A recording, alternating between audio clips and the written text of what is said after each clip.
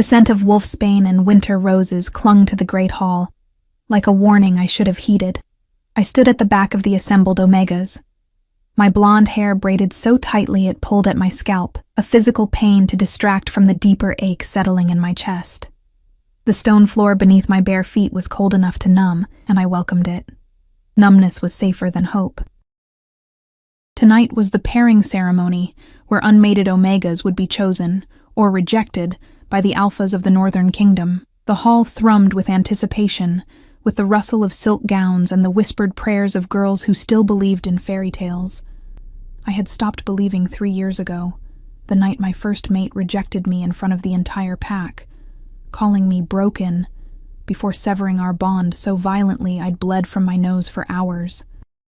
The scar that rejection left wasn't visible, but I felt it every day, a phantom wound that made me flinch whenever an alpha looked my way.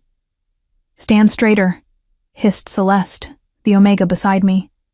Her dark eyes glittered with ambition. "The High Council is watching." I didn't straighten. What was the point?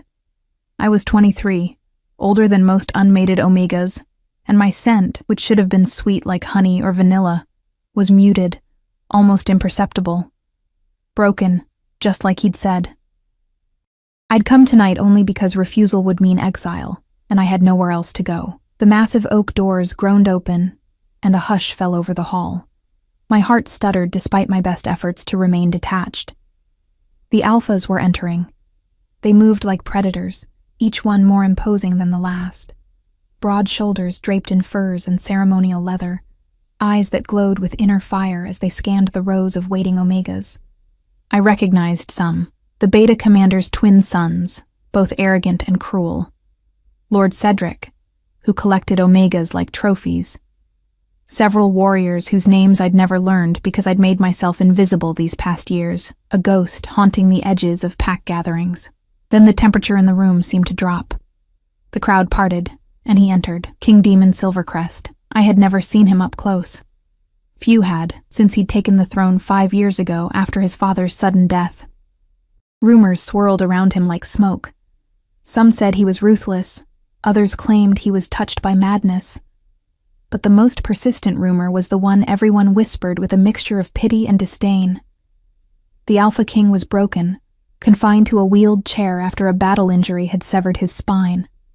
He sat in that chair now, pushed by a silent attendant, and the sight of him stole the breath from my lungs. Even seated, his presence dominated the hall. His face was carved from granite and shadow. Sharp cheekbones, a jaw that could cut glass, eyes so dark they seemed to absorb light rather than reflect it. Midnight hair fell to his shoulders, and a thin scar traced from his temple to his collarbone. A reminder of violence survived. He wore black, always black, they said, and the throne's silver crest gleamed at his throat, but it was his stillness that unnerved me. While other alphas prowled and postured, King Demon simply watched. His gaze swept across the assembled Omegas with an intensity that made my skin prickle, as though he could see past our carefully arranged facades to the broken things beneath. I looked down, focusing on the intricate patterns carved into the floor, ancient symbols of protection and binding. Ironic, considering how unprotected I felt. "The pairing ceremony begins," announced High Counselor Brandt, his voice echoing off the vaulted ceiling. "As tradition dictates, alphas will choose according to hierarchy and strength. The king selects first." My pulse quickened. Of course he would. And he would choose someone worthy. Someone beautiful and whole, with a powerful lineage and an intoxicating scent. Someone like Celeste, who even now angled her body to catch his attention. Or Lady Vivian at the front, whose family controlled the Eastern Territories, not someone like me.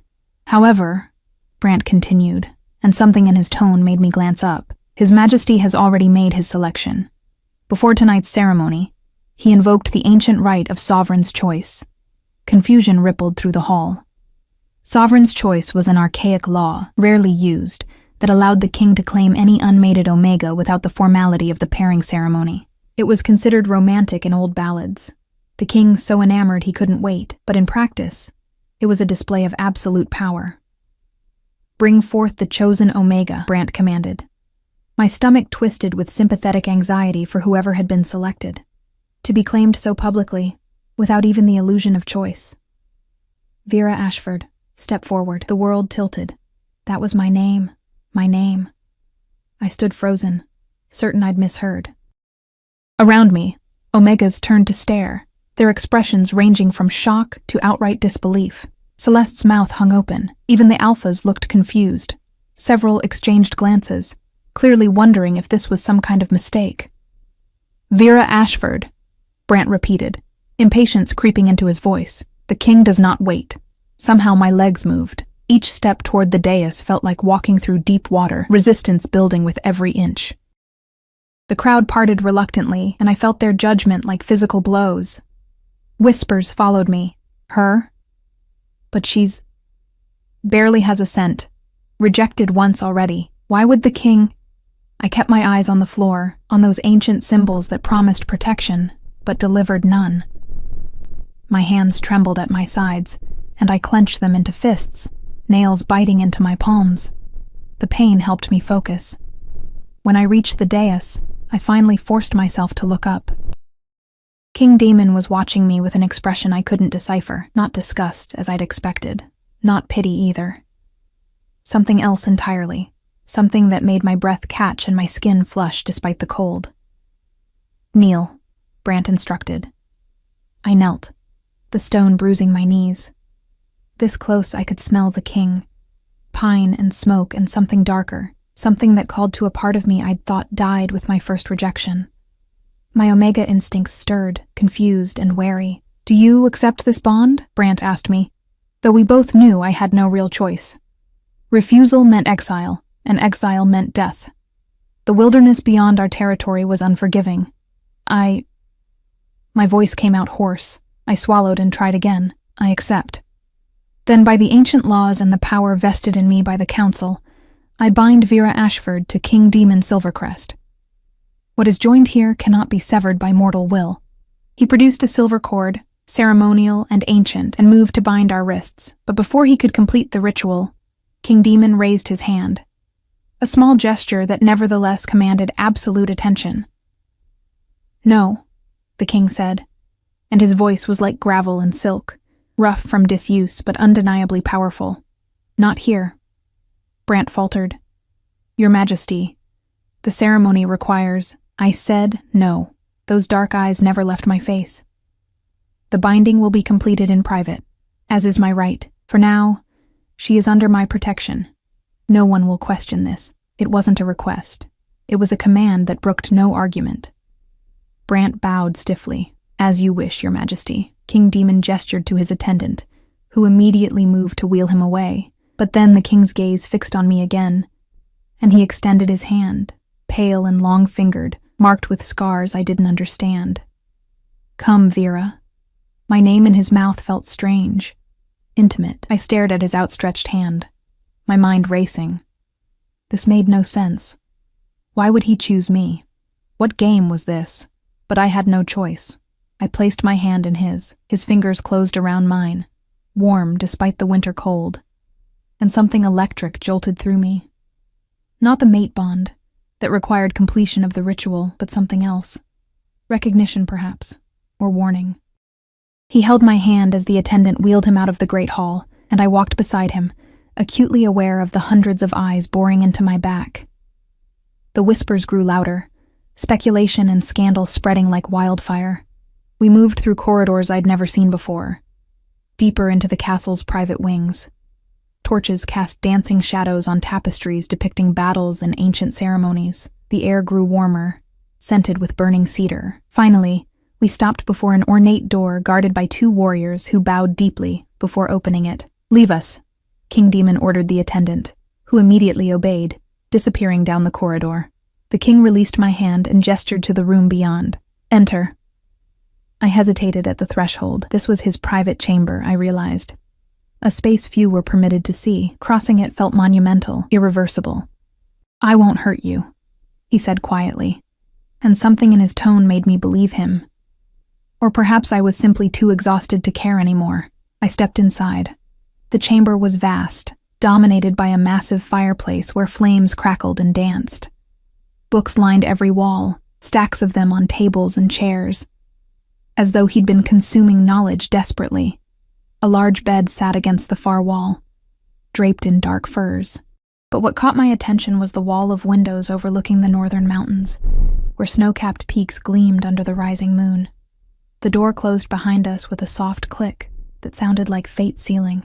I turned to find King Demon watching me again, that same unreadable expression on his scarred face. The firelight played across his features, softening some angles while sharpening others. "You're wondering why I chose you," he said. It wasn't a question. Yes. The word came out as barely more than a whisper. He was silent for a long moment, his hands resting on the arms of his chair. Then, slowly, so slowly I almost missed it, his fingers flexed, moved, in a way they shouldn't if he were truly paralyzed. My breath caught. "Because," he said, his dark eyes holding mine with an intensity that made my heart race. "You're the only one who never looked at me with pity." Before I could process this, before I could ask what he meant or why his fingers had moved, he continued. 3 years ago, you were rejected. I was there. The room spun. What? In the shadows, watching, I saw what he did to you, how you bled, how you still stood afterward, even when you should have collapsed. His voice was rough with something that might have been anger or pain. And I've been watching ever since. Horror and confusion warred inside me. I don't understand. You will. He wheeled himself closer, and I fought the urge to step back. But first, you need to understand what you've agreed to. This isn't a fairy tale, Vera. Being bound to me will make you a target. The council fears me. My enemies want me dead. And now, they'll see you as the weakness they can exploit. Then why... My voice broke. Why choose me at all? For the first time, something cracked in his carefully controlled expression. A flash of vulnerability so brief I might have imagined it. Because, he said softly, I've spent 5 years pretending to be something I'm not, locked in a prison of my own making. And you're the only person who might understand what that feels like. The confession hung between us, heavy with implications I couldn't yet grasp. Outside, the wind howled against the windows, and somewhere in the castle, I heard the distant sound of the pairing ceremony continuing without us. I should have been afraid, should have demanded answers, should have done anything except stand there, drowning in the dark depths of his eyes, but all I could think was that he'd been watching me. For 3 years he'd been watching, and I had never noticed. I didn't sleep that night. How could I? When every time I closed my eyes, I saw his face, those dark, knowing eyes that had apparently been watching me for years, while I believed myself invisible. When my mind kept circling back to the way his fingers had moved, subtle but unmistakable, revealing a secret that could reshape everything. The king had left me in an adjoining chamber, connected to his own by a locked door. Rest, he'd commanded, though his expression suggested he knew I wouldn't. Tomorrow, everything changes. He'd been right about that, at least. Dawn broke cold and gray over the northern mountains, painting the snow-covered peaks in shades of silver and ash. I stood at the window, wrapped in a borrowed robe that smelled of cedar and something distinctly masculine. His scent, I realized with a flush of heat that had nothing to do with the fire crackling in the hearth. A sharp knock at the door made me jump. "Enter," I called, my voice still rough from a sleepless night. The door opened to reveal a woman I'd never seen before, tall and elegant, with silver-streaked auburn hair pulled back in an intricate braid. She wore the deep blue robes of a royal attendant, and her hazel eyes assessed me with an intelligence that made me stand straighter despite my exhaustion. "My lady," she said, her tone respectful but not servile, "I am Elena, assigned to attend you by His Majesty. I've brought suitable clothing and breakfast." Behind her, 2 younger servants entered carrying trays laden with food and armfuls of fabric. The scent of fresh bread and honey made my stomach clench. I hadn't eaten since yesterday morning, too nervous about the ceremony to keep anything down. "I'm not..." I started to protest that I wasn't a lady, that this was all some terrible mistake. But Elena's raised eyebrow stopped me. "You are the king's chosen Omega," she said firmly. "Whether the binding ceremony is complete or not, You hold a position of power now. The sooner you accept that, the easier the transition will be." There was something in her directness that I appreciated. No false flattery, no subtle cruelty masked as politeness. Just plain truth. "I don't know how to be powerful," I admitted quietly. Elena's expression softened almost imperceptibly. "Few do, until circumstance demands it. Now eat. You'll need your strength for today." "Why? What happens today?" "The king will present you formally to the court, and the High Council has demanded an audience." She began laying out garments on the bed, a gown of deep emerald silk, far finer than anything I'd ever worn. "They're not pleased with His Majesty's choice." Of course they weren't. I was nobody. A rejected Omega with a muted scent and no political value. Whatever game King Demon was playing, the council clearly saw me as a pawn to be removed. I forced myself to eat, though the bread tasted like ash in my mouth. Elena worked with quiet efficiency, transforming me into something I barely recognized in the mirror. The emerald gown hugged my figure, before flowing to the floor in elegant folds. She'd left my blonde hair down, unusual for an Omega, brushing it until it shone like pale gold in the morning light. "There," Elena said with satisfaction. "Now you look like someone worth fighting for." Before I could ask what she meant, the connecting door opened. King Demon entered, and my breath caught. He was still in his chair, pushed by the same silent attendant from last night. But in daylight I could see details I'd missed before, the sharp intelligence in those dark eyes. The way his broad shoulders filled out the black tunic he wore, embroidered with silver thread in patterns that suggested both royalty and warfare. The controlled strength in his arms as he gripped the chair's wheels, arms that shouldn't be strong if he were truly paralyzed from the spine down. Our eyes met, and something electric passed between us. Recognition. Understanding. Danger. "Leave us," he commanded, and Elena and the servants immediately withdrew, the door closing with a soft click. We were alone. "You didn't sleep," he observed, his gaze traveling over my face with an intimacy that made my skin flush. "Neither did you."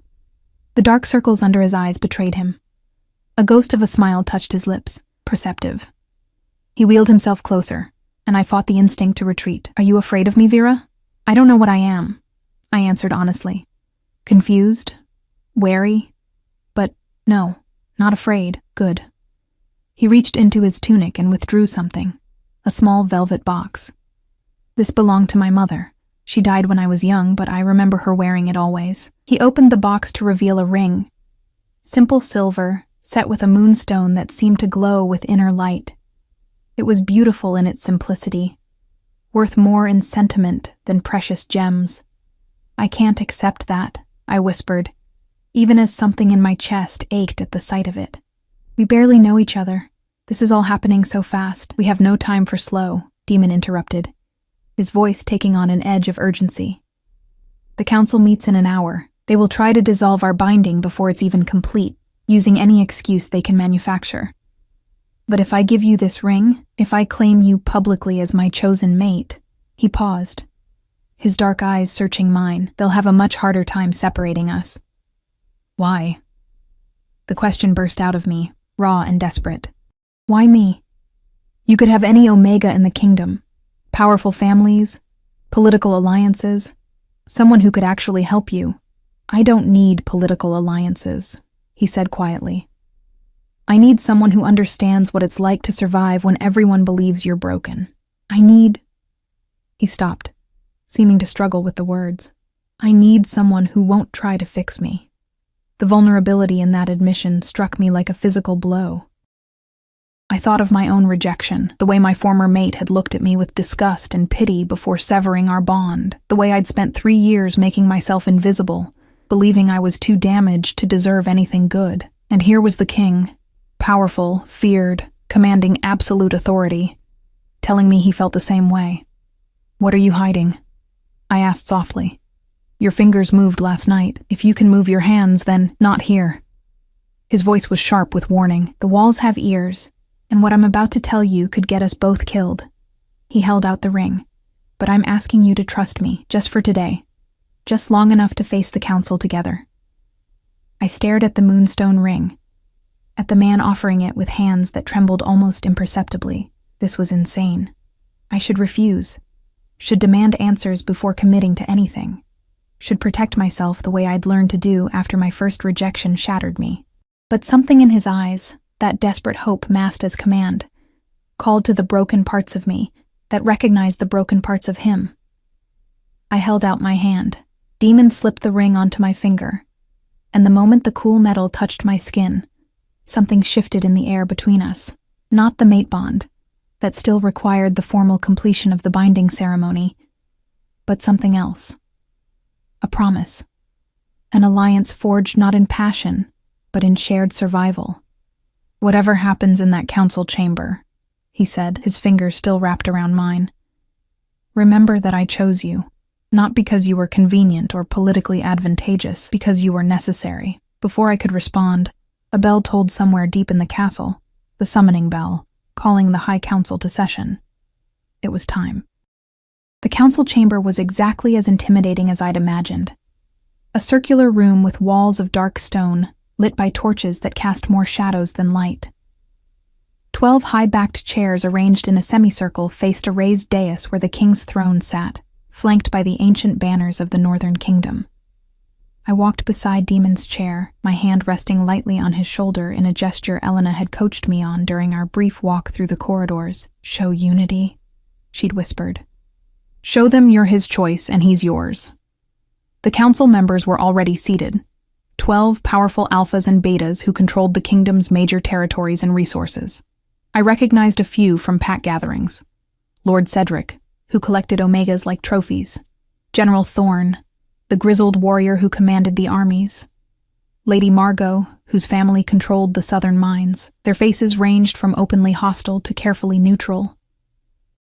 High Counselor Brant stood as we entered, his expression carved from disapproval. "Your Majesty," and "Miss Ashford." The deliberate refusal to grant me any title stung, but I kept my face carefully blank. Demon had taught me that much already. Never let them see the wound. "Counselor," Demon acknowledged coldly. "I assume this urgent session has a purpose beyond wasting my time." Brant's jaw tightened. "Your Majesty, the Council has grave concerns about your recent decision. The invocation of Sovereign's choice to claim an Omega of no standing, no lineage, no..." "Careful," Demon said softly, but the word carried the weight of absolute menace. "You're speaking about my chosen mate. A choice that baffles us all," Lord Cedric interjected, his calculating eyes sliding over me with barely concealed contempt. "The kingdom requires a queen who can provide political stability, forge alliances, bear strong heirs. This girl offers nothing." Each word was a calculated blow, designed to make me feel as worthless as possible.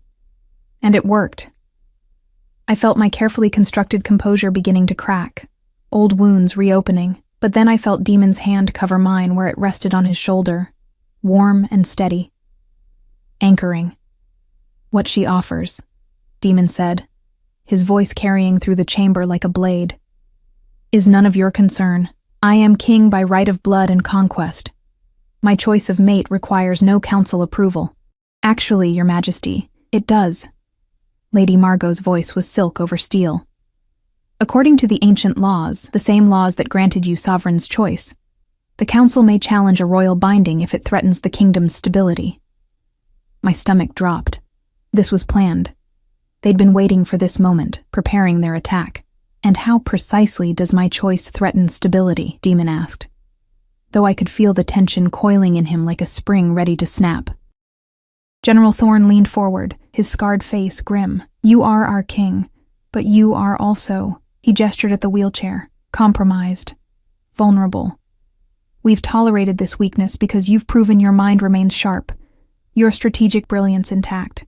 But taking a mate, especially one so insignificant, signals that your judgment may be failing." "My judgment," Demon repeated, and something dangerous crept into his tone, "has kept this kingdom safe for 5 years while you all grew fat on peace.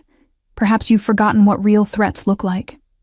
"We forget nothing," Brant said coldly, "including the fact that a king in your condition cannot adequately protect an Omega, cannot fulfill the basic duties expected of an alpha mate. It's cruel to bind her to half a man. The insult hung in the air like poison. I felt Demon tense beneath my hand, felt his rage building like a storm, and in that moment, I understood something crucial. They wanted him to lose control, wanted him to react with violence or emotion that would prove their point about his failing judgment. So before he could speak, before he could give them the weapon they needed, I did something I'd never done before. I stepped forward. "With respect, counselors," I said. And my voice didn't shake. A small miracle. "You speak of duties and expectations as though they're the only things that matter in a binding, but I was rejected once before. By an alpha who was whole and strong and everything you claim a mate should be. And that perfect alpha nearly destroyed me." The council stared at me, clearly shocked that I dared to speak. I pressed on, drawing on a courage I didn't know I possessed. "King Demon may not be what you expect, but in one night, he's shown me more respect than I received in years from my first mate. He sees me as a person, not a possession. And if that's what it means to be bound to half a man, then I consider myself fortunate." Silence fell over the chamber. I could feel Demon's eyes on me, burning with an intensity that made my skin prickle. Then, slowly, he began to laugh. It started as a low chuckle, rough from disuse, then built into something fuller, genuine amusement mixed with pride and something else I couldn't name. The sound echoed off the stone walls, and the council members shifted uncomfortably, clearly unsettled by this display. "You see?" Demon said, his voice still tinged with dark humor. "This is why I chose her. Not for political gain or powerful lineage, but because she has the courage to speak truth when everyone else trades in comfortable lies." He looked at each council member in turn, his expression hardening. "You question my judgment? Then question this. I am giving you a direct command as your king. The binding ceremony will be completed tonight, and Vera Ashford will become my queen. Anyone who interferes will be considered an enemy of the crown. Are we clear?" The threat was unmistakable. This wasn't a negotiation. It was a declaration of war. Lord Cedric rose slowly, his face flushed with anger. "Your Majesty, the council cannot support this. Then the council can find itself dissolved." Demon interrupted coldly. "I didn't ask for your support. I informed you of reality. Adapt or be replaced." The chamber erupted in barely controlled chaos, councillors arguing among themselves, voices rising in protest and shock. But through it all, Demon sat perfectly still, his hand still covering mine, projecting an authority that transcended physical limitation. Finally, Brant raised his hands for silence. When the noise subsided, he fixed Demon with a look of cold calculation. "Very well, Your Majesty. The binding will proceed. But know this, we will be watching. And if your queen proves to be the liability we suspect, the consequences will be severe." It wasn't acceptance. It was a promise of future conflict. But for now, we'd won. Demon said nothing as we left the council chamber, but I could feel the fury radiating off him in waves. We moved through the corridors in tense silence, past curious servants and whispering courtiers, until we reached his private wing. Only when the doors closed behind us did he finally speak. "You shouldn't have done that." I turned to find him staring at me with an expression I couldn't decipher. Anger mixed with something that might have been admiration or fear. "Done what?" I asked. "Defended you? Defended us? Made yourself a target." He wheeled himself to the windows, his silhouette dark against the afternoon light. "The council already saw you as insignificant. Now they see you as dangerous. That's so much worse, Vera." "I don't care." The words surprised me with their vehemence. "They were insulting you, humiliating you, and you were just going to take it. Because I have to." He turned sharply, and for the first time, I saw real emotion crack through his carefully maintained control. "Because the moment I lose my temper, the moment I show weakness, they'll use it as an excuse to remove me. Do you understand? I've been playing this game for 5 years, pretending to be less than I am, weaker than I am, because it's the only way to stay alive long enough to—" He stopped abruptly, as though he'd said too much. "To what?" I pressed, moving closer. "What are you planning, Demon?" He stared at me for a long moment, conflict warring in his dark eyes. Then slowly, he reached down and gripped the arms of his wheelchair, and stood up. My breath caught as he rose to his full height. Easily 6.5 feet, broad-shouldered and powerful, every inch the warrior alpha he'd been born to be. He moved with fluid grace, crossing to me in 3 long strides. And suddenly I understood the magnitude of his deception. He wasn't paralyzed. He'd never been paralyzed. 5 years, he said quietly, looking down at me with an intensity that made my heart race. 5 years of pretending to be broken, helpless, unthreatening. Because my father was murdered, Vera. Poisoned by someone on the council. I don't know who yet, but I will find out. And if they knew I was whole, knew I could fight, I'd be dead within a month. The confession hung between us, massive and terrifying in its implications. So you made them underestimate you, I whispered, pieces clicking into place. Made them think you were no threat. Yes. His hand came up, fingers gently brushing my cheek in a gesture so tender it made my chest ache. And now I've bound you to this lie, this danger. I'm sorry, Vera. I'm so sorry. But I needed... His voice broke slightly. I needed someone I could trust, someone who understood what it meant to survive by becoming invisible. I understood then, completely. He hadn't chosen me despite my brokenness. He'd chosen me because of it. Because I knew how to hide, how to endure, how to become a ghost when necessary. We were the same, he and I. 2 broken things pretending to be whole, surviving in a world that wanted to destroy us. Tonight, he continued, his thumb tracing my jawline with reverent care, we'll complete the binding ceremony. The mate bond will form, and you'll become my queen in truth. But you need to understand what that means. Every enemy I have will become your enemy. Every threat I face will find you too. And I can't... His voice roughened with emotion. I can't promise to keep you safe. Not always. I looked up at him, at this powerful male who'd spent 5 years in self-imposed imprisonment, and made my choice. Then teach me, I said firmly. Teach me to fight. Teach me to survive. Teach me to be the queen they don't expect, the weapon they won't see coming. Something blazed in his eyes. Hope and hunger, and desperate relief. Are you sure? He asked, his hand still cradling my face as though I were something precious. Once we do this, there's no going back. The bond will tie us together permanently. I thought of my first rejection. The way it had nearly killed me. Thought of 3 years spent invisible and alone, believing I was too broken to deserve happiness. And I thought of how, in less than a day, this complicated, dangerous, deceptive king had made me feel seen for the first time in my life. I'm sure, I whispered. Demon's other hand came up to frame my face, and he lowered his head until our foreheads touched, an intimate gesture that made my Omega instincts sing with rightness despite everything. Then tonight, he murmured against my skin, everything changes, for both of us.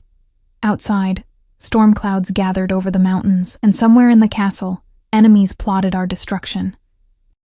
But in that moment, standing in his arms while he stood on legs the world believed were useless, I felt something I hadn't felt in 3 years, hope. The binding ceremony took place at midnight, under a moon so full it seemed to pulse with ancient power, not in the great hall with its crowds and politics, but in the castle's oldest chapel, a circular room of gray stone where generations of northern kings had been crowned and wed and mourned. Only Elena attended as witness, her face solemn in the candlelight. Demon stood for the ceremony, truly stood without the wheelchair, his full height and power on display in the flickering shadows. It felt like witnessing a resurrection. Death transformed into dangerous life. High Counselor Brandt performed the ritual with barely concealed resentment, his words clipped and cold as he bound our wrists with the silver cord. But when he cut his palm and then ours, mixing our blood in the ancient bowl, I felt something shift deep in my chest. The mate bond didn't snap into place like I'd heard described in stories. It unfurled slowly, like a flower opening to sunlight, tendrils of connection weaving between us, seeking and finding and settling with a rightness that made my breath catch. I felt him, not just physically present, but emotionally. His determination, his fear, his fierce protectiveness wrapped around a core of loneliness so deep, it made my heart ache. And he felt me too. I knew because his dark eyes widened slightly, and his grip on my hand tightened as though anchoring himself against the force of my own emotions. My uncertainty, my cautious hope, my unexpected desire to protect him as fiercely as he seemed determined to protect me. "It is done," Brant announced, and the words felt like a cage door closing and a prison door opening simultaneously. Demon pulled me closer, his free hand cupping my face with a gentleness that contradicted his warrior's strength. "My queen," he murmured, and then his lips found mine. The kiss was soft, reverent, asking rather than demanding. But underneath the tenderness, I felt the leashed power of an alpha finally claiming his mate, and it made something hot and fierce unfurl low in my belly.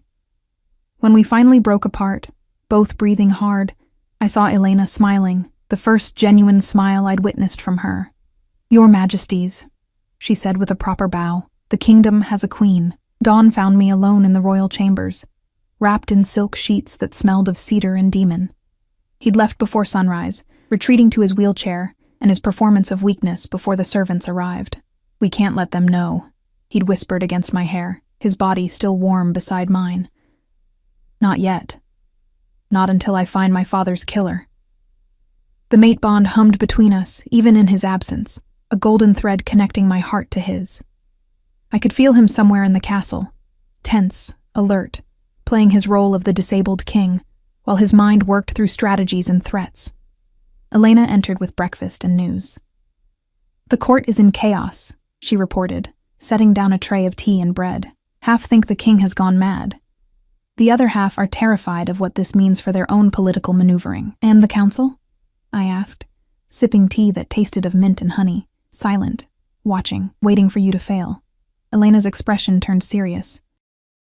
"They're already spreading rumors that you've bewitched the king, that you're manipulating him through the mate bond, that you'll weaken his resolve."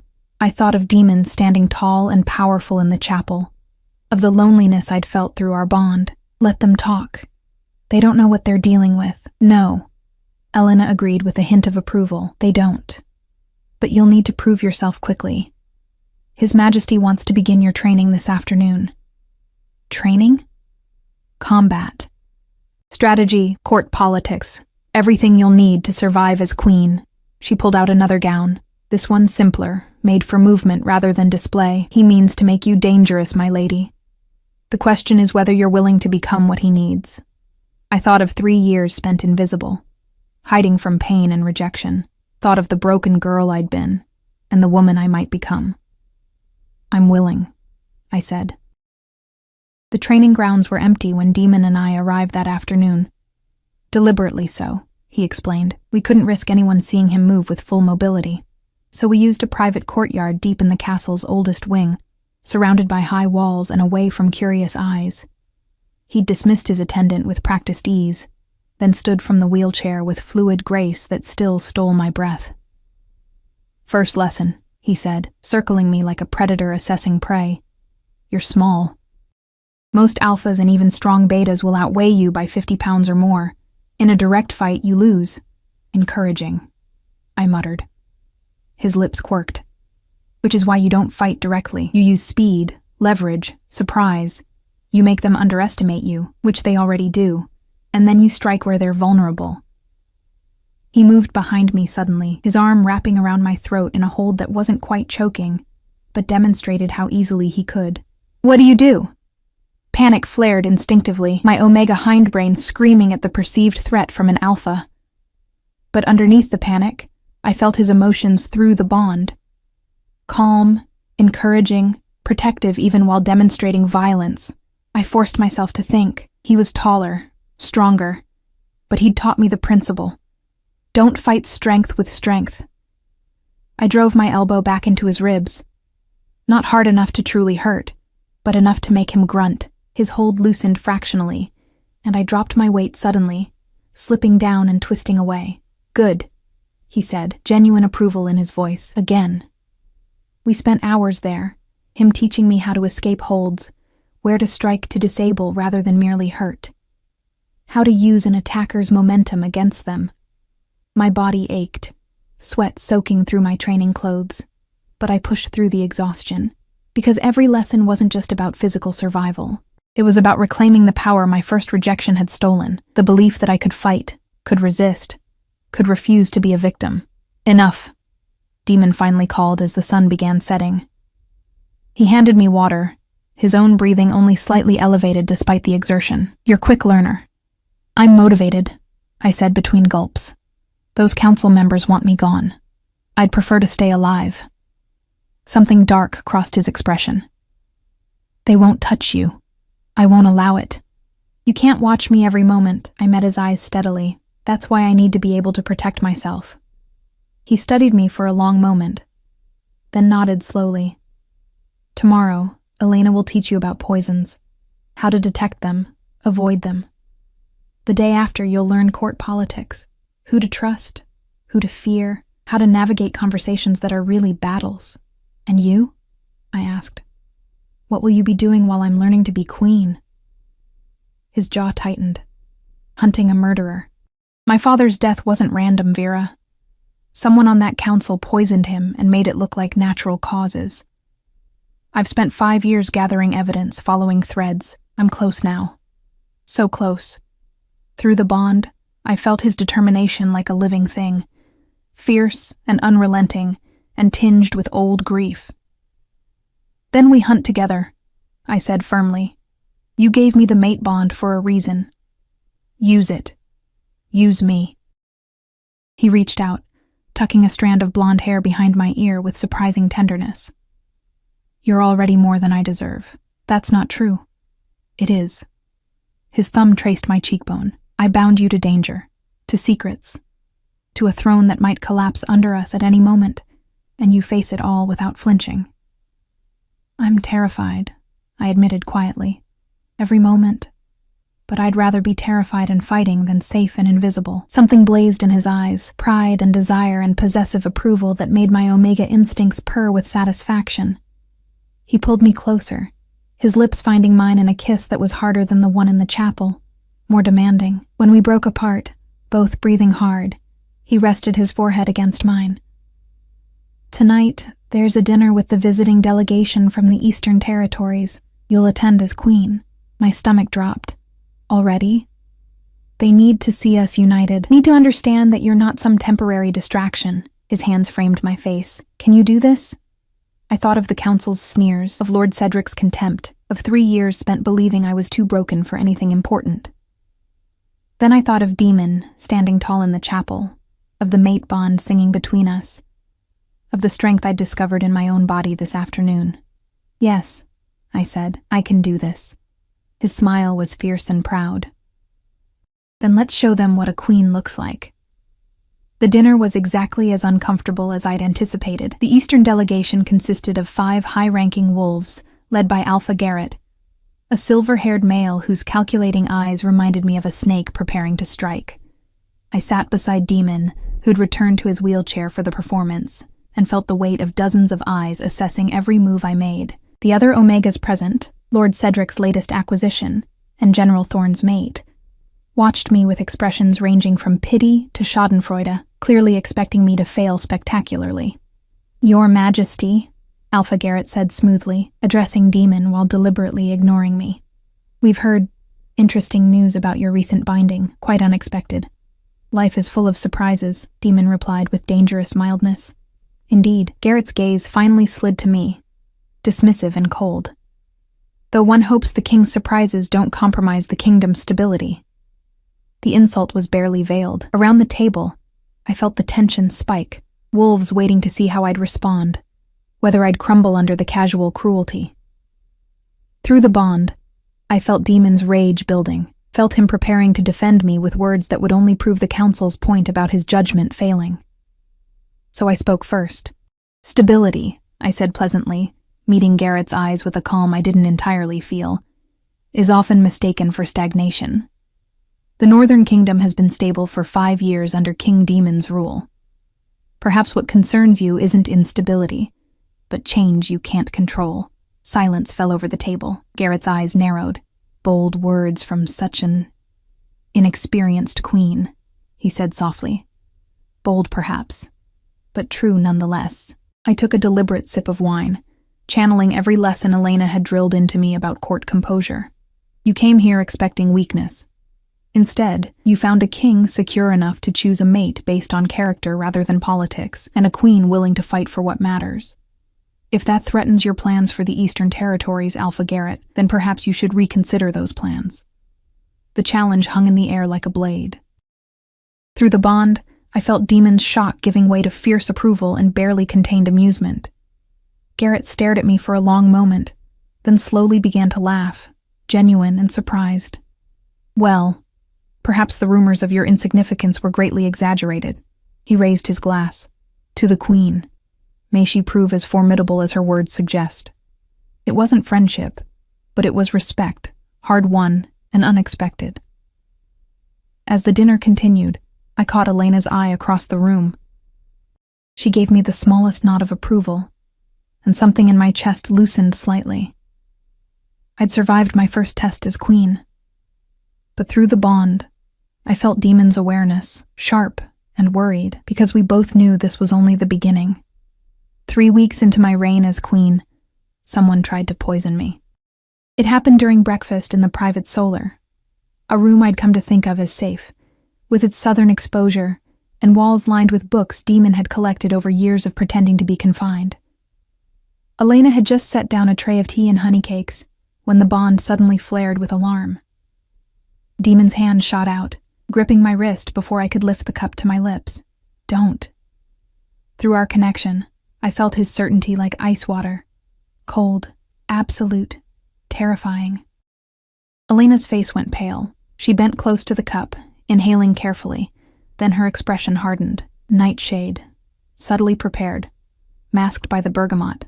She looked at me with something like respect. You would have been dead in minutes, my lady. Painfully. My hand trembled as I set the cup down. Someone in the castle. Someone with access to the royal kitchens, to my private chambers, had just tried to murder me. Who prepared this? Demon's voice was deadly quiet, but I felt the rage burning through the bond like wildfire barely contained. I fetched it myself from the kitchen, Elena said, her jaw tight. Head cook Maris handed it to me directly. But the tea service passed through at least 4 hands before that. Any of them could have added the poison. Find out. It wasn't a request. I want names, movements, anything unusual, and Elena, be careful. Whoever did this is willing to kill. They won't hesitate to eliminate witnesses. After Elena left, Demon wheeled himself to the window, his shoulders rigid with tension. I knew he wanted to stand, to pace, to release some of the fury I felt churning through him. But even here, in our private sanctuary, he maintained the deception. The walls truly did have ears. This is my fault, he said finally, his voice rough. I made you a target by binding you to me. No. I moved behind him, my hands settling on his shoulders. Through the bond, I pushed comfort and certainty. They made themselves my enemies by underestimating both of us. There's a difference. He reached up, covering one of my hands with his. You could have died, Vera, if I hadn't felt something wrong through the bond. But you did. I squeezed his shoulder gently. That's what the bond is for. We protect each other. He was silent for a long moment, then turned his chair to face me. I've been investigating my father's death for 5 years, following threads, gathering evidence. And I'm close, Vera. So close I can taste it. But whoever poisoned him knows I'm hunting them. This attack on you, it's a warning. Or a distraction. Then we need to move faster, I said, my mind already working through possibilities. What evidence do you have? What do you still need? His dark eyes searched mine, and I felt his internal struggle through the bond. The desire to protect me by keeping me ignorant warring with the recognition that I was already in danger. That knowledge might actually keep me safer. Finally, he made his decision. Come with me, he said. There's something you need to see. The castle's record room was buried deep in the eastern wing, behind 3 locked doors and down a spiral staircase that seemed to descend into the mountain itself. Demon stood to navigate the stairs, moving with the fluid grace that still made my breath catch. The room beyond was smaller than I'd expected. Barely more than a cell, really, with walls lined floor to ceiling with ancient ledgers and documents. A single desk sat in the center, covered in papers covered in Demon's angular handwriting. My father kept meticulous records, Demon explained, lighting several oil lamps. Every transaction, every meeting, every decision documented. It drove the council mad because they couldn't hide their corruption. He pulled out a leather-bound journal. This is his personal diary from the year he died. Read the last 3 months. I took the journal carefully, settling into the desk chair while Demon paced, truly paced, his long legs eating up the small space. The connection between us hummed with his nervous energy. The entries started mundane enough. Notes about harvest yields, border disputes, trade negotiations. But as I read deeper, a pattern emerged. King Aldrich had been investigating financial irregularities in the southern mines. Lady Margot's territory, payments that didn't match production records. Workers who disappeared, wealth that seemed to materialize from nowhere. He thought she was embezzling, I said slowly. More than that. Demon stopped pacing, his expression grim. He thought she'd discovered a new vein of silver. Rare silver. The kind that can be forged into weapons capable of killing even the strongest alphas. And he thought she was selling it to our enemies. My blood ran cold. Treason. Punishable by death, not just for her, but for her entire bloodline. He braced his hands on the desk, leaning close. 3 days before my father died, he wrote that he'd found proof. He was planning to present it to the council and demand her execution. And then he died of natural causes. I finished, pieces clicking into place. She poisoned him. I believe so. But belief isn't proof. Demon's jaw tightened. I've spent 5 years searching for the evidence he claimed to have. It's not in his chambers, not in the treasury, not anywhere I've looked.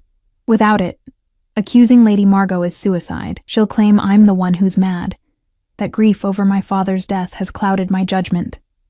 I stared down at the journal, at King Aldrich's careful handwriting describing his investigation. Where would he have hidden something that important? That's what I can't figure out. Frustration bled through the bond.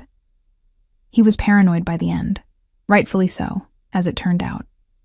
He wouldn't have kept it anywhere obvious. I flipped through the journal again, looking for clues, when something caught my eye. In several entries, King Aldrich had drawn small symbols in the margins, simple sketches that might have been doodles. But they appeared most frequently when he was writing about the investigation. These symbols, I said, pointing. Do they mean anything to you? Demon leaned closer, studying them. I always assumed they were meaningless, just idle drawings, but something about them tugged at my memory. I'd seen similar symbols somewhere recently. Where? Then it clicked. The chapel, I breathed. The binding chapel where we were married. These same symbols are carved into the stone floor. Through the bond, I felt Demon's shock giving way to understanding. Of course. The chapel is ancient, protected by old magic. No one goes there except for ceremonies. It's the perfect hiding place. We stared at each other, hope and fear warring between us. We need to search it, I said. Tonight. It's too dangerous. If someone sees us, then we'll be careful. I stood, facing him squarely. You said you needed someone you could trust, someone who understood survival. Trust me now, Demon. Let me help you finish this. The internal struggle played out across his face and through the bond. Finally, he nodded. Tonight. After the castle sleeps. But Vera... He cupped my face in his hands. If anything goes wrong, you run. You don't try to help me. You don't fight. You run and you survive. Promise me. I wanted to argue, but the desperate plea in his eyes stopped me. I promise. Midnight found us creeping through darkened corridors like thieves in our own castle. Demon moved silently despite his size, every inch the warrior he'd been trained to be. I followed in his shadow, my heart hammering so loudly I was certain it would give us away. The chapel was empty and cold, moonlight streaming through narrow windows to paint everything in shades of silver and shadow. The symbols carved into the floor seemed to glow faintly in the dim light, ancient protection runes I realized now, woven into complex patterns. There. I whispered, pointing to a cluster of symbols near the altar that matched those in King Aldrich's journal exactly. Demon knelt, running his fingers over the carved stone. It's a puzzle. These runes, they're not just decorative, they're a locking mechanism. His hands moved with certainty, pressing specific symbols in a sequence that must have been based on the journal entries. For a long moment, nothing happened. Then, with a grinding sound that made us both freeze, a section of floor began to sink, revealing a hidden compartment beneath. Inside was a leather satchel, sealed with wax bearing King Aldrich's personal crest. Demon pulled it out with trembling hands. Through the bond, I felt his grief and vindication warring for dominance. 5 years of searching, of pretending, of grief, all leading to this moment. He broke the seal and withdrew the contents. Documents. Dozens of them. Financial records showing payments from Lady Margot to enemies across the border. Correspondence discussing weapons forged from rare silver, a confession from a murdered mine worker, describing horrors I could barely comprehend. And at the bottom, a letter in King Aldrich's hand, detailing everything he'd discovered. "This is it," Demon breathed. "This is enough to—" A sound echoed through the chapel. Footsteps, multiple sets, moving with military precision. We'd been followed. Demon moved instantly, shoving the documents back into the satchel and pressing it into my hands. "Run," he hissed. "The passage behind the altar leads to the cliffs. Take this evidence and run." "I'm not leaving you. You promised." His hands gripped my shoulders desperately. "Vera, please. If they kill us both, my father's murderer wins. Someone needs to survive. Someone needs to finish this." Through the bond, I felt his terror. Not for himself, but for me. His absolute certainty that he could buy me time if he had to. The footsteps were getting closer. "I love you," he said suddenly, fiercely. "I should have said it before. I've loved you since I watched you stand tall after that bastard rejected you, bleeding and broken but refusing to fall. I love you, Vera. Now go." Tears burned my eyes as I pressed the satchel to my chest and ran for the hidden passage, his declaration echoing in my heart. Behind me, I heard the chapel doors burst open, heard Demon's roar of defiance, no longer pretending, no longer hiding, finally showing his full strength. And as I plunged into darkness, his love burning through the bond like a beacon, I made a silent vow. I would survive. I would expose Lady Margot, and I would come back for him, no matter what it cost. I ran through darkness so complete it felt like drowning. The satchel clutched against my chest like a lifeline. Behind me, I heard sounds of combat. Snarls and crashes that made my heart scream to turn back, to help, to fight beside my mate, but I'd promised. And Demon needed me to survive more than he needed me to die heroically. The passage twisted downward, rough stones scraping my hands as I felt my way forward. My lungs burned.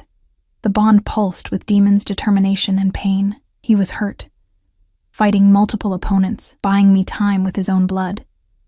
Then suddenly, the passage opened onto a cliff face. Cold wind whipped my hair as I stumbled out into the night, the castle looming above me like a sleeping beast. Below, jagged rocks met churning water, the northern sea. Wild and unforgiving, I had nowhere left to run. "Your Majesty." I spun to find Elena emerging from the shadows, flanked by 2 guards I recognized, beta warriors loyal to Demon's father. Relief flooded through me so powerfully my knees nearly buckled. "He told me to watch for you," Elena said quickly. "If things went wrong, if you came through this passage, we have horses. We need to go now. I can't leave him. You can and you will." Her voice was iron.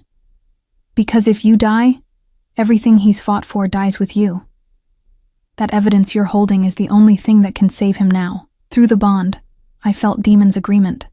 A pulse of desperate affirmation even as pain lanced through our connection. He wanted me safe, needed me to finish this, so I went. We rode through the night, pushing the horses hard toward the eastern territories. Elena explained as we traveled. High Counselor Brandt had connections there, family who'd opposed Lady Margot's rise to power. If we could reach them, present the evidence, they could summon an emergency council session without Lady Margot's interference. "How did you know?" I asked, as dawn painted the sky in shades of blood and gold. "About the plot tonight?" Elena's expression was grim. "I've been His Majesty's spy in the castle since his father died. I was there the night King Aldrich was poisoned. Saw Lady Margot slip something into his wine. But I was just a servant then. No one would believe me. So I stayed. I watched. And I waited for someone who could actually stop her. Demon, I said softly. And now you. She glanced at me. He chose well, my lady. You're stronger than you know. We reached the eastern seat by midday. Alpha Garrett, the same male who'd tested me at dinner, listened to our story with calculating eyes. Then he read the documents, his expression growing darker with each page. This is treason on a scale I can barely comprehend, he said finally. If Lady Margot has been selling weapons-grade silver to our enemies, she's endangered every pack in the kingdom. He looked at me. You understand what bringing this accusation means? She'll fight back with everything she has. I know.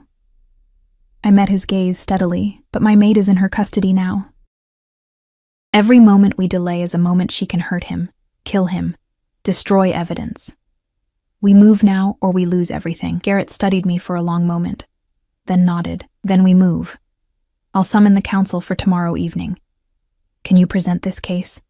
Fear clutched at my throat. Me? A rejected Omega who'd been invisible 3 weeks ago, accusing one of the kingdom's most powerful wolves of murder and treason before the entire High Council? But through the bond, I felt Demon, still alive, still fighting, still believing in me. Yes, I said. I can. The emergency council session was held not in the castle, but in neutral territory, the ancient amphitheater where, centuries ago, disputes between packs had been settled under open sky and witness of the gods. Every high-ranking wolf in the kingdom seemed to have gathered, called by Garrett's summons. I stood in the center of the stone circle, the evidence satchel at my feet, and faced the assembled council. Lady Margot sat among them, her expression carefully neutral. But I saw the calculation in her eyes. She'd expected this confrontation eventually, had probably planned for it. What she hadn't planned for was me. Members of the High Council, I began, my voice carrying across the amphitheater with a strength I'd learned from weeks of training. 3 weeks ago, you questioned my king's judgment in choosing me as his mate. You called me insignificant, powerless, a liability. Murmurs rippled through the crowd. I saw Lord Cedric smirking, clearly expecting me to prove their point. You were right to question, I continued, because King Demon didn't choose me for political alliances or powerful lineage. He chose me because he needed someone who understood survival, someone who knew how to become invisible when hunters were near. I let my gaze sweep across the council. Someone who could uncover a conspiracy 5 years in the making. The murmurs grew louder. Lady Margot's expression flickered. Just for a moment, but I saw the flash of fear. 5 years ago, King Aldrich was murdered. I pulled the first document from the satchel. Poisoned by someone he trusted, because he'd discovered evidence of treason. His killer thought the evidence died with him. They were wrong. I began laying out the documents one by one, explaining each piece of the puzzle. The financial records showing illegal silver sales, the correspondence with enemy packs, the confession from the murdered mine worker, King Aldrich's final letter, written days before his death, naming his murderer. With each revelation, the crowd's mood shifted from skepticism to shock to outrage. Several council members had gone pale. General Thorne looked like he wanted to commit violence. But it was High Councillor Brandt who stood first. These are serious accusations, Your Majesty. But how do we know these documents are genuine? Lady Margot deserves the right to defend herself. Of course. I turned to Lady Margot, whose composure had frozen into something rigid and dangerous. Would you care to explain why your personal seal appears on correspondence discussing the sale of military secrets? Or why your mine's production records don't match the silver that's appeared in enemy weapons? This is a fabrication, Lady Margot said coldly, rising to her feet. A desperate attempt by a failing king and his insignificant mate to distract from their own incompetence. I've served this kingdom loyally for decades. You served yourself, I interrupted, and my voice cracked like a whip across the amphitheater. You murdered your king. You tried to murder me. And 3 days ago, when my mate discovered where the evidence was hidden, you sent soldiers to kill him rather than face justice. The crowd erupted. Questions and accusations flew. Several council members moved toward Lady Margot, who'd gone rigid with fury. "Where is the king?" Brant demanded, his political instincts finally recognizing which way the wind was blowing.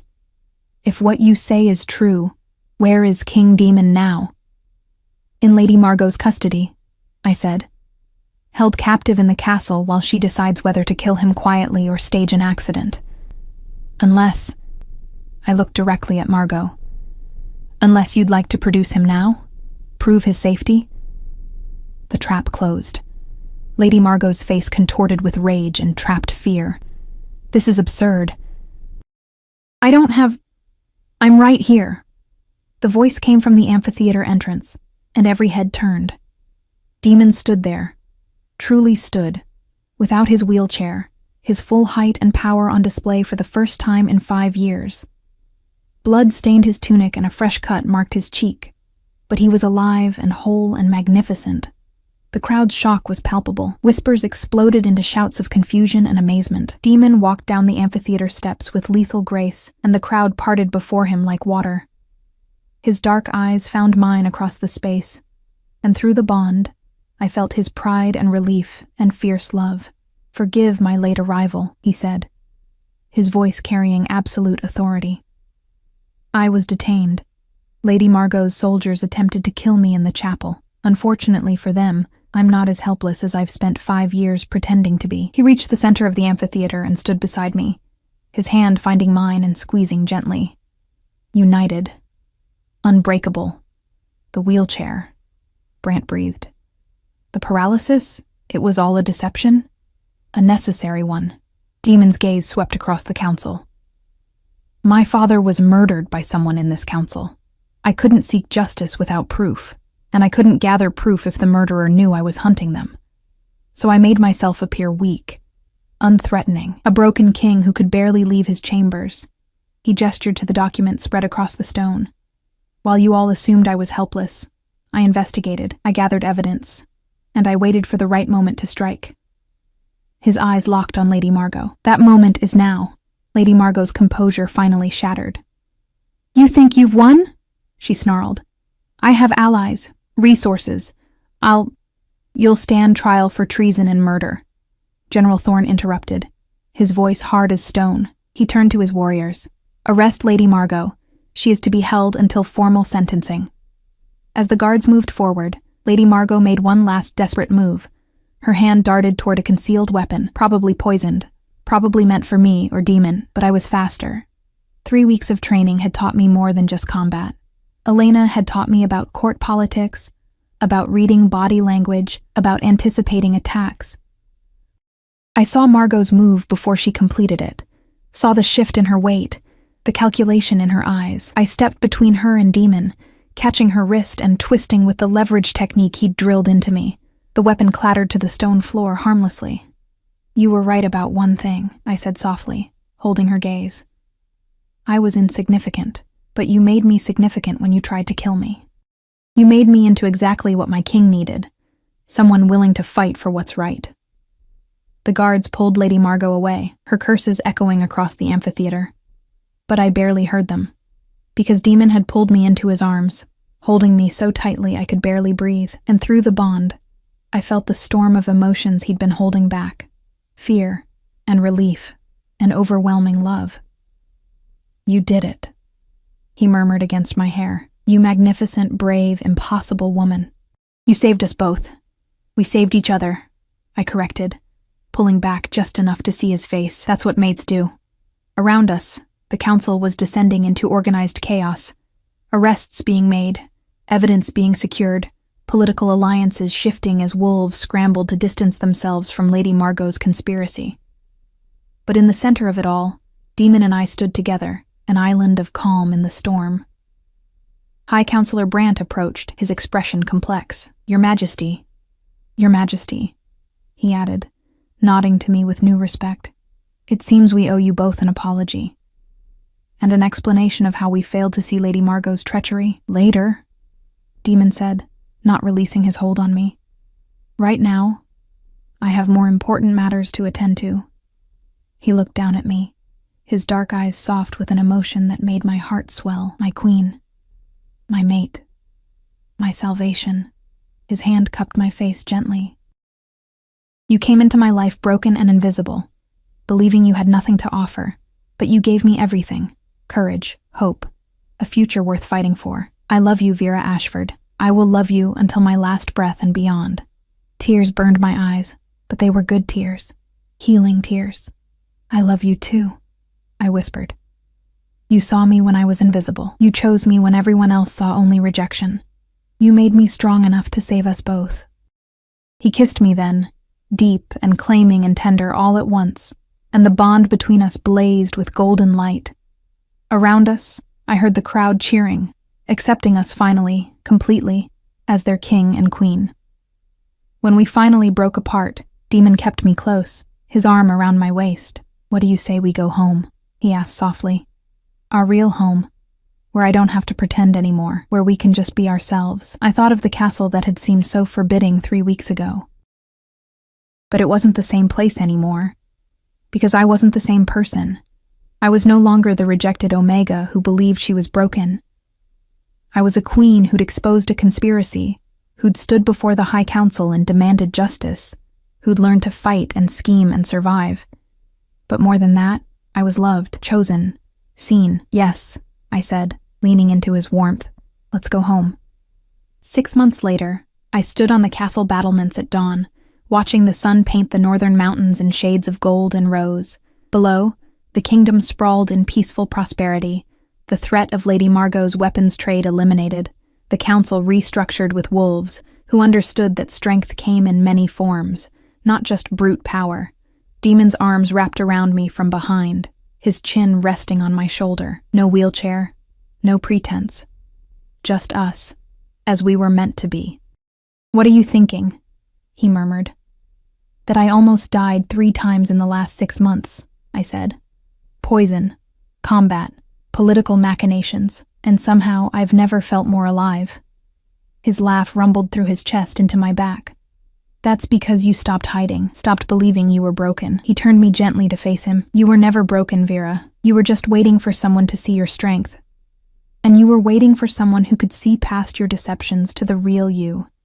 I reached up, tracing the scar on his face with gentle fingers. We saved each other. We did.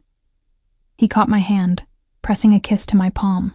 And now we build something new, a kingdom where strength is measured in courage and compassion, not just power. Where even the smallest voice can stand before the council and demand justice. Through our bond, I felt his absolute certainty in our future. And for the first time in my life, I shared that certainty completely. I was Vera Ashford Silvercrest, Queen of the Northern Kingdom. Mate to a king who'd pretended to be broken while plotting justice, a woman who'd been rejected and invisible, who'd learned to fight and scheme and survive. And I was exactly where I was meant to be. Come on, I said, tugging Demon toward the stairs. We have a council meeting in an hour, and I want to propose new protections for Omegas in mining territories. His smile was fierce and proud. My queen, always fighting. Always, I agreed. That's what you chose me for, after all. As we walked back into the castle together, equal partners, true mates, survivors who'd become warriors, I felt the weight of my past finally lift. The rejection that had nearly destroyed me had led me here, to this man, to this life, to this version of myself I'd never imagined possible. I was no longer broken. I was whole. And I was home.